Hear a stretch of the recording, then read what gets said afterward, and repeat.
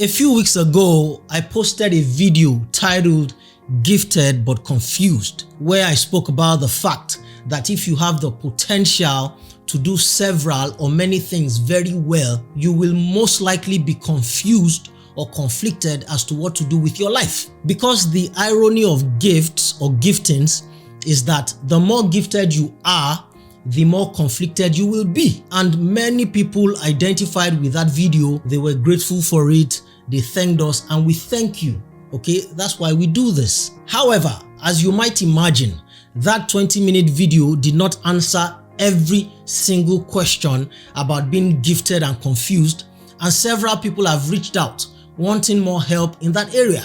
In fact, I promised one particular user on TikTok who reached out over and over and over again, with her last message being that she was now very afraid for her future. I mean, she sounded like she was really scared, and we were scared. And so I promised her that the next video would address this very critical issue, of being conflicted. And so this video is in fulfillment of that promise. The thing is that this conflict about not knowing what to do can be especially agonizing and frustrating when you have a sense that you have a great destiny, but you just cannot seem to understand your own nature or understand yourself, especially in an environment where what you suspect about yourself, what you suspect you're supposed to do, where it either does not exist, so that you have no templates, you have no role models, you have no examples to follow, or because every single person, everyone has their own opinions on what you should be doing with your life. Your parents think you should be this, your friends think you should be that, your husband or your wife thinks you should be doing the other thing, and even you, the one who is concerned, you don't know, because your mind keeps playing tricks on you. Every time you commit to something and that thing is not working, then your mind says, aha, it is not working because you chose the wrong gift or because you chose the wrong path. You should have chosen the other one instead. And then you choose that other one. And then after a while, when you face resistance again, your mind tells you, aha, you shouldn't have left that other one. I wasn't the one who told you to do that. You were the one who told yourself. And so on and so forth. So here you are, very gifted, but going insane. You feel as if you're losing your mind. Don't worry, you are not losing your mind. We will solve it. I already told us what to do in that first video, Gifted but Confused. And if you have not seen it, it's on our YouTube channel as one unbroken video, so you can watch it in one fell swoop altogether instead of watching it in parts. As I told you in that video, the solution is to do everything. Just give expression to all your gifts, starting with the most accessible one. But before we move on to the point of this new video, let me just spend a few seconds more to clarify that point about giving expression to all your gifts. You see, one of the major reasons why you should do everything that you think you have the potential to do is that it is a process of elimination. It is in the process of doing everything or trying to give expression to all of your gifts, one after the other. It's in that process that you will discover which gifts are real and which ones are fake. Yes, we have fake gifts in the sense that the negative force that lives within us, which we've called our resistance, it throws up some potential abilities just to confuse us. But those things are just abilities that are supposed to help or support our main gifts. Those abilities are not gifts by themselves, and as such, they are illusions or distractions after a fashion. But what the resistance in our life does is to try to deceive us by presenting those abilities as gifts so that we can pursue them independently. It's just a mirage, it's just an illusion. Think of it this way. Remember that I told you that you have a talent, which is essentially your core. And I used myself as an example about how my talent is talking, and all the things that I do are just gifts or expressions of that talent. And then I told you to think of the talent, or to think of talent like a tree with many fruits growing on that tree, and that those fruits are your gifts. So just like a normal tree, there are some fruits that look good from the ground level until you pluck them and then realize that they were just good from far, but in reality, they are far from good. Sometimes birds have eaten them. Sometimes they have worms. Other times they are sour and unripe. even though they looked ripe, but you would have never known unless you pluck them first. Exactly. So this is why we should explore all our gifts and all options as they come to us, because that is the only way that we're going to know if those gifts are real or if it is just the resistance that lives within us that is trying to play tricks on us and confuse us by presenting our abilities as gifts. And the more that we do this, the more understanding that we will have of ourselves. Do you know how many painful years it took me to figure out that my talent was talking? It might look obvious to you now, but it wasn't that obvious, trust me. Because I had several abilities and gifts masquerading as talents. Become an actor. No. Become a comedian. No. You are an MC. No. Become a talk show host. No. You are a lawyer. No. Teju, God called you to become a pastor. Rara. You are a writer. And so on. So the more you use your gifts, the more you will discard the ones that are just illusions. The more you will understand the ones that were just seasonal, because we have seasonal gifts as well. And the more you will understand what your life is truly about. Now, this video is not to change that advice in any way, but to give more to those amongst us who still feel like you need more. You've heard everything that I've said, but you feel like you need more. You feel like you need more help. And that is not only normal, that is to be expected. And so it is for you that we've prepared this video. Now, before I go on, please let me, and see, I've used please, which means with all due respect. Yeah, so please, what I'm about to share with you is my credible and authoritative perspective and belief, which just means that even though it is my perspective and belief, I have researched this extensively and also consulted with doctors and professors and other experts of the subject, and they corroborate what I'm about to share with you. But even with all of that, I still allow that I and the authorities with whom I consulted might be wrong. After all, there was a time when the most brilliant minds in the world thought that the earth was flat. And the immortal Dayo Kujore sang, Ìwọ ni kọ́kọ́ ló gbọ́n, ìwọ ni kọ́kọ́ ló mọ̀ye, tó bá gbọ́n tó lẹ́nìkan ò gbọ́n, ìwọ ni bàbá ọ̀bọ. Which means that if you think you know everything and that nobody knows as much as you do, so that you cannot be corrected, then you are the king and the father of all apes and monkeys. Now, since I have no intentions of accepting a title in the animal kingdom, I admit that I and the experts might be wrong. I don't believe so. I don't think we're wrong, but hey, nobody is above mistakes. So, at worst, if this does not resonate with you and I'm wrong, then just treat it as an error and go about your business. However, if this resonates and you think that I am right, this might just change your life forever and kill the confusion that is threatening to destroy you in the area of trying to figure out what your life is about. So, before anybody rushes into the comment section and starts dropping ignorant, half-baked, half-processed, non-academic, emotional, borderline imbecilic and asinine arguments, make sure that you've also studied and consulted with experts on the subject so that you can make comments with merit. Don't just watch this and then because it disproves what you think you know, then you just start typing tripe based on the few chapters of something you think you read somewhere. That is one of the classical definitions of what it means to be a fool or a dunce. And again, I am not being insulting. A person who talks or types before really thinking, what the Omoluabis call arojinle, ẹni tí ò láròjinlẹ̀. A person who talks before thinking and cannot be reasonable in the face of superior argument is not smart. This is not you, of course, because you are smart. So how can it be you? You're watching this, you're enjoying this, we're feeding off each other, so it's not you, but you know those types of people. Those who, despite showing them objective proof, they will just stop up their ears and go la la la la la la la la la, just like a child. Because sometimes you read some comments from some people who think they are smart, and you are wondering if this bathroom professor, if he even watched the video in question. And then I always wonder, if you think what anybody is teaching on their page or their platform is wrong and you have superior revelation or insight, why don't you go to your own page and teach us your own superior views? I mean, This thing is free. Social media is free.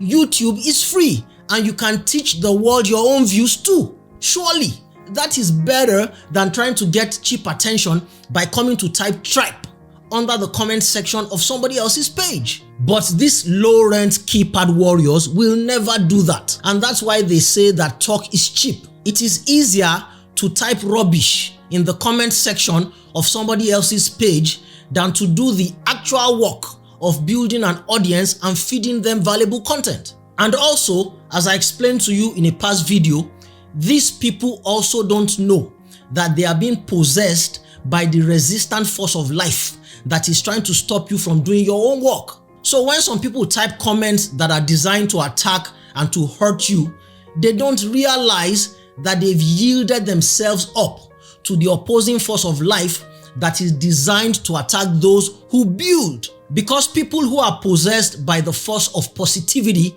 don't tear people down. They build people up. They are the ones who give you compliment. So sometimes if it seems as if I'm being harsh, it is not those people that I'm talking to, but the resistant force that is behind their actions. As a writer once said, resist the devil and he will flee from you. But I digress. It is just that sometimes you need to give fools their dues up front so that the demons that possess them can be calm. The Omoluabi say that ẹ jẹ́ ká pe wèrè lọ́kọ ìyàwó kó lè jẹ́ ká rí mú mi tàbí kó lè jẹ́ ká rí lé gbé. Or as King Sunny Ade put it, ẹ bá jẹ́ ká pe wèrè lọ́kọ ìyàwó ká lè sọ tí ń dùn ní. Oh boy, I'm sorry. Actually, I am not sorry. Even the Bible calls fools, or as the Yoruba version says, ashiwere. I like that one, ashiwere. All right, let's go. But again, before we get into it, and we will get into it, I promise, I also need to say that, just like in the first video, I am going to be referring to the Bible in this one. Don't run away. Based on the way you've heard me speak so far, do I come across as someone who's trying to convert you to a religion or get you to stop living your life a certain way or get you to start going to an institution 2 times a week and all of that type of stuff? Do I come across like that? Consider that I just sang King Sunny Ade and then before that Dayo Kujore. In fact, it's in that same album that Dayo Kujore sang Peperempe Shokomilo ó ti lọ wájú, Honey Maradona ó ti lọ wájú. Pépejú ojú ẹ̀ ló ń wù mí o, bẹ̀bẹ̀rẹ̀ ìdí ẹ̀ ẹlẹ́lẹ́ o, ọwọ́ irun orí ẹ̀ ló ń wù mí o, ṣìkìṣìkì aya rẹ̀ ló ń pè mí wam. Fàmí mọ́ra baby o, fàmí mọ́ra, má ṣe gbọ́ tẹ́lẹ̀ gọ̀dákùn o, fàmí mọ́ra. Which really has nothing to do with what we are discussing. I just sang it to put you at ease that I am not some sanctimonious person who's trying to convert or push a religion on you. I love you. I wish the best for you in life. I wish you good success and joy, which is why we make these videos. But frankly, your religious orientation does not bother me one way or the other, and mine shouldn't bother you. I would rather that all of us became successful and that we show love to everyone we come across, and that all of us try lifting each other up instead of casting down and criticizing other people. Then the world will be a better place instead of all this blind and misguided religious dogmatism that a lot of people are wont to follow. So, my frequent references to the Bible is simply because I have read a tiny bit of it, and I find it compelling for instruction, correction, and wisdom. And as the Omoluabi say, ohun tí ẹyẹ bá jẹ, ohun lẹyẹ ń gbé fò. In other words, garbage in, garbage out.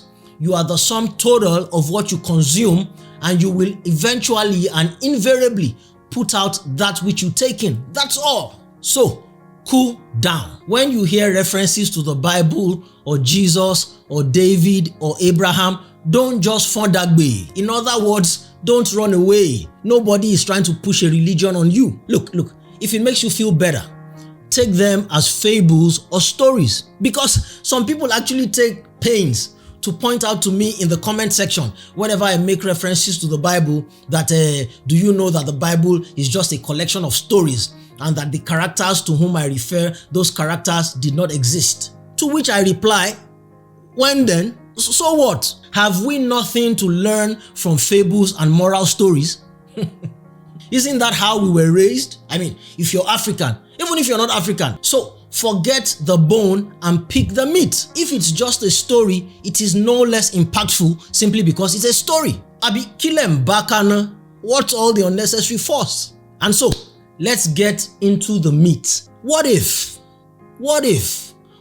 Jesus Christ was just like you and I, in the sense that he didn't always know what his destiny was, and he had to figure it out over years of internal struggle and conflict, just like you and I have to do?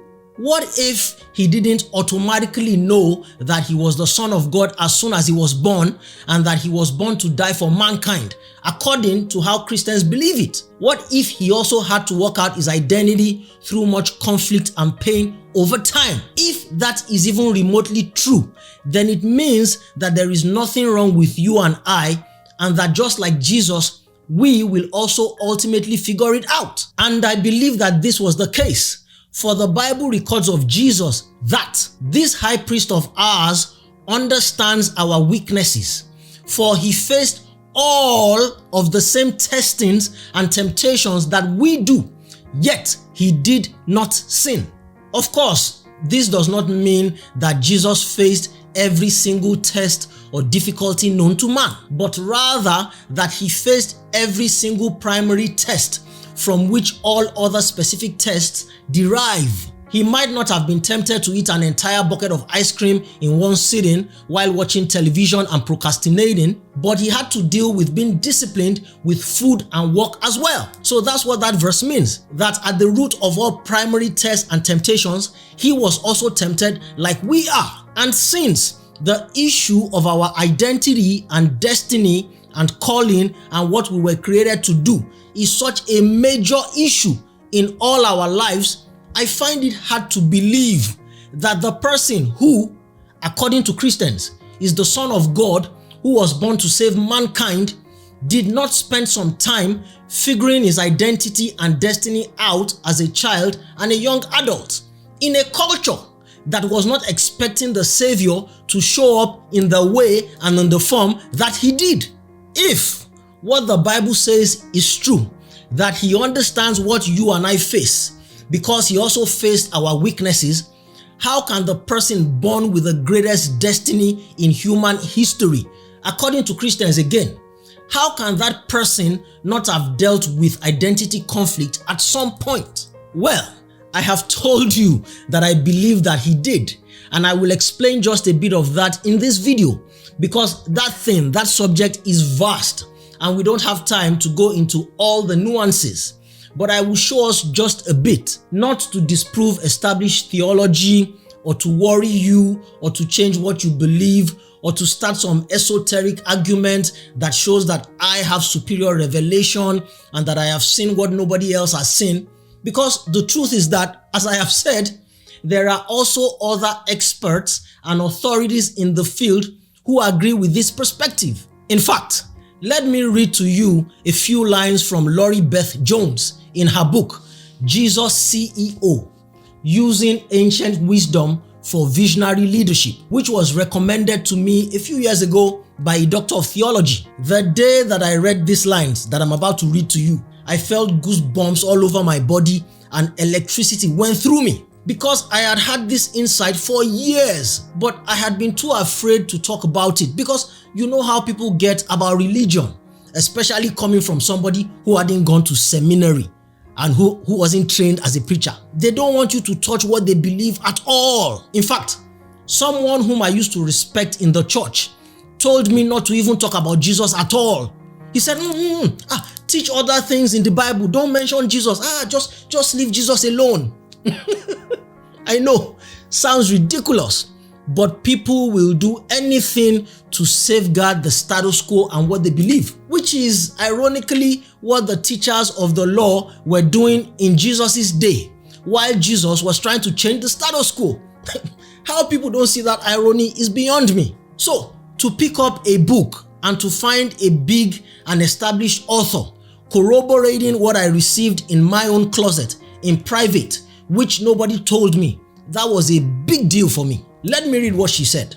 What if Jesus did not instantly know who he was or what his gifts were? What if it dawned on him only gradually as it dawns on each of us? Or perhaps he knew instantly that he had a special calling and was just awaiting the moment when his powers could be set free. Either way, I believe Jesus had to go into the wilderness to find out who he was. That a wilderness experience was as much a part of his shaping and destiny as it is of yours and mine. It is no coincidence that only after the wilderness experience did Jesus begin to use the words "I am" when describing himself. Bam! See, I even highlighted those lines. That's how much they meant to me. The point of this whole exercise is not to prove that I know one special thing that nobody else knows, but just to encourage you and I that if Jesus faced and went through the challenging process of working out what his life was about and solved it, which he did thoroughly, Jesus solved that thing thoroughly, then there's no reason for you and I to panic. We will be all right. No matter how it looks, no matter how it feels like time is going, we will be fine. Now, when Jesus was 12 years old, his parents, Mary and Joseph, traveled to Jerusalem with him for the annual Passover festival. After the festival, Jesus deliberately stayed behind in Jerusalem while his parents and others returned home. Mary and Joseph did not realize Jesus was missing until a full day into their journey back home. They searched for him among their friends and relatives, among the whole caravan, but they couldn't find him. And then they returned to Jerusalem and found Jesus in the temple courts after 3 days of searching, sitting among the religious leaders and teachers and asking questions. And the people were amazed by the level of his understanding. How can one so young know so much? And then Mary asked Jesus, "Son, why have you treated us like this? Your father and I have been looking all over the place for you." And then he replied, "Why have you been looking for me? Didn't you know that I had to be in my father's house?" But they did not understand what he was saying to them, and so he returned home to Nazareth and was obedient to them. That is the gist of the entire story, more or less. So here is the question. What was so compelling that this obedient and responsible boy of 12, and we know he was both obedient and responsible, not only because the Bible records that he was without sin, but because the conclusion of this whole story was that he went back home to Nazareth with his parents and was obedient to them. That was his character, which was why his mother was asking him, or which was why his mother asked him after they found him that, why have you treated us like this? It's not in your character. This is out of character for you, Jesus. That's what she was saying. This is not in your character. So again, the question is, what was so compelling that this responsible lad felt that he had to go against character, so to speak, and remain alone in Jerusalem for 3 days, knowing fully well that his parents were on the way back home to Nazareth? Well, while the Bible doesn't tell us explicitly, I believe that it was Jesus trying to confirm his identity and his destiny. Jesus had grown up different from other children, as you might imagine. And even as a little child, he must have had this strong inkling, this strong feeling based on the things that were happening in his life and around him, that he was carrying a huge, massive, great destiny.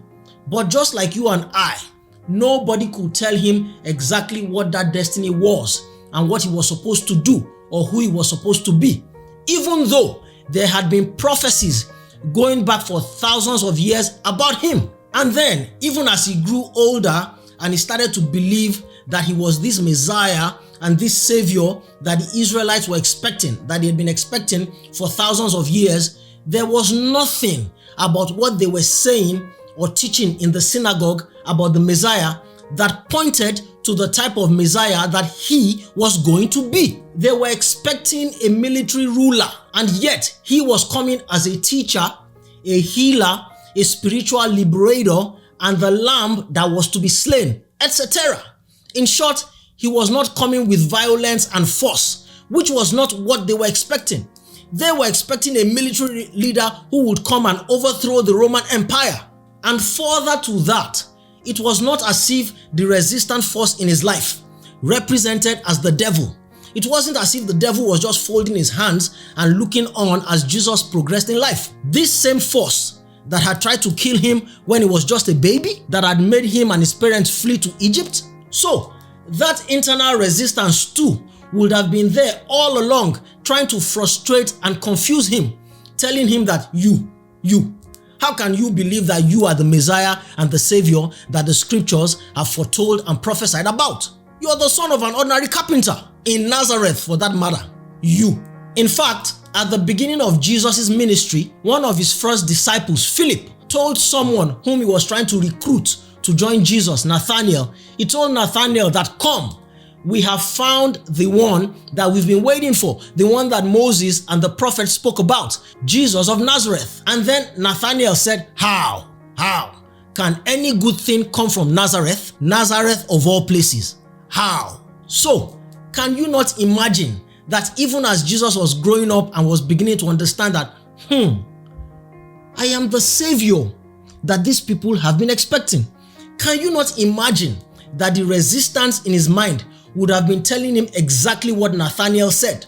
That how can you from Nazareth? If a Savior will come at all, he will be born to a more illustrious family from some more prestigious place. You, the son of a carpenter in Nazareth. And so on and so forth. So, I believe that it was in search of clarification and confirmation of this issue about his identity and destiny that led him to stay behind in Jerusalem when he was 12, which is very significant, by the way. 12 years of age is the last year before a boy becomes a man, according to Jewish customs. So, on the cusp of his manhood, Jesus decides to take a stand about the confirmation of his destiny. And we can glean this from the reply to his mother's question, where he said, "Why were you looking for me?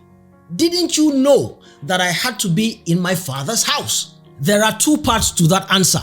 And the first is a gentle rebuke and chiding of his mother. He was saying in effect that, "Haba, mommy, you of all people should know, because you were the one who got the prophecy of my birth. Or at least you were one of the two people. It was you to whom the angel came." But the Bible records that Mary did not understand what he was saying, which again brings up the question, why wouldn't she? She was the one that the angel gave the prophecy that she would give birth to the Son of God after all. It was she that Gabriel told, or it was she whom Gabriel told. But you see, that was not what the angel told her, or at least that was not how she understood it. He told her that the son you will birth will be called the Son of God. He will be called the Son of God. So she didn't think that she was giving birth to the literal Son of God. She probably thought it was a political title or something that people would call him because of the great deeds that he will do. You know, the way they refer to David as, or that we refer to David as a man after God's own heart. She just thought it was a title. Go and read it for yourself in whatever translation you want. Go ahead. The second part of his answer was in direct reference to her question, where she asks, "Your father and I have been looking for you." And then he responds saying, "You should have known that I would be in my father's house." Meaning that I have just now confirmed, maybe for the first time, maybe for the second time, but having now asked the highest spiritual authorities in the land questions concerning this expected Messiah, I now know who my real father is, and I have to be in his house. Again, we could spend the whole day talking about this. Think about it. There is a reason why when the devil came to tempt him, the bulk of the temptation went to the issue of his identity as the Son of God. If you are the Son of God, turn the stone to bread. If you are the Son of God, jump down from the top of the temple, from the pinnacle of a high place. The core of the temptations went to a matter of identity. It was that if you want us to believe that you're the Son of God, as you now believe that you are, you believe you have confirmed now. After all the internal conflicts that you went through growing up in trying to figure your identity out, trying to figure your destiny out, if you now believe you are the Son of God and you know, okay, do this and do that, prove to me that you are who you believe that you are. It was in Jesus' ability to overcome all of that he overcame the temptations, among other tests as well, not using his gift selfishly, not giving in to pride and all of that. Now, at this point, we could end all of this here because I believe that those for whom this message is meant, I know you get it already. But permit me to spend just a few more seconds on this because I know that some of us, especially those of us who grew up in the institution, we may still be struggling with this because, Jesus is God now and God is omniscient and God knows everything. But remember, a writer wrote in the Bible that in your relationships with one another, have the same mindset as Christ Jesus, who, being in very nature God, did not consider equality with God something to be used to his own advantage. Rather, he made himself nothing by taking the very nature of a servant, being made in human likeness, and being found in appearance as a man. He humbled himself by becoming obedient to death, even death on the cross, according to the Bible. So, when Jesus became man, he let go of his God powers. He humbled himself, making himself nothing, making himself a man with the limitations of a man so that he can feel or he could feel our infirmities. And if you and I struggle with the issue of trying to figure out and understand our destinies, then why should we think that Jesus reserved that part of his divinity or his godship and he knew his destiny as soon as he was born or as soon as he was 1 year old? Did you know your own destiny when you were 1?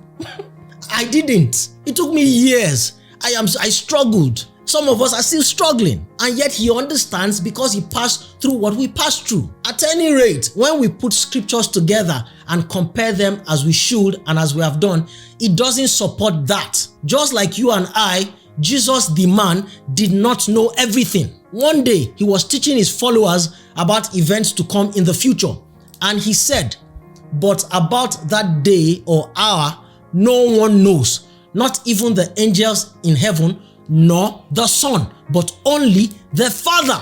So Jesus in human flesh did not know everything. He wasn't omniscient because you and I are not omniscient.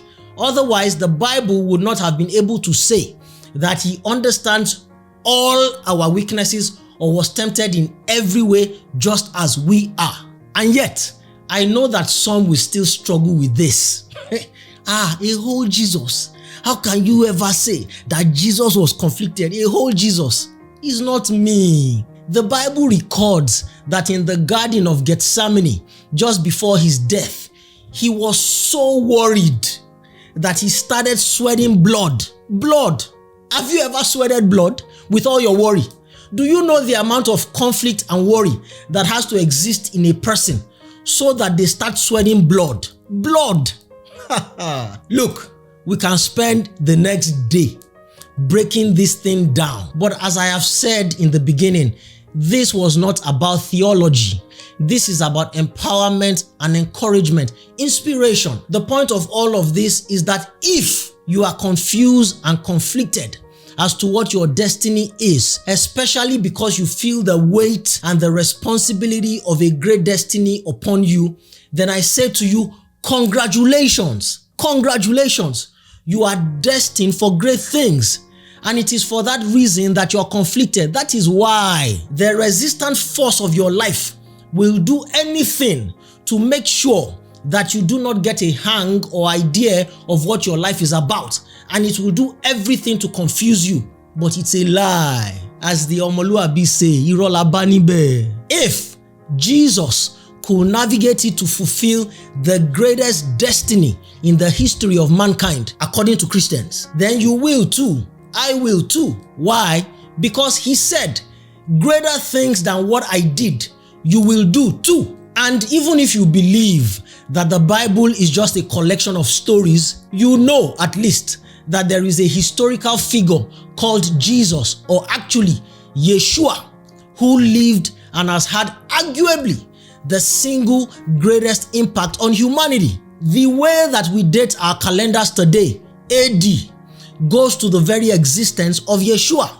So you can imagine that someone with such a significant impact on humanity would have struggled with his identity, trying to figure it out. But he didn't only figure it out, he fulfilled and discouraged that force. And so be encouraged, you will too. You are in a unique class of individuals, and as we've established, start doing everything you think you're supposed to do.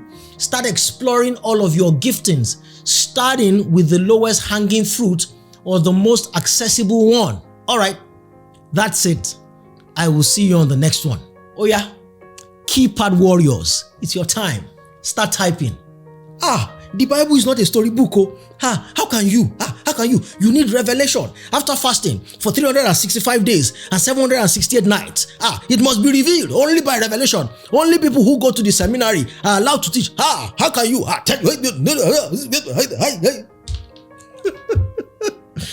Oh boy.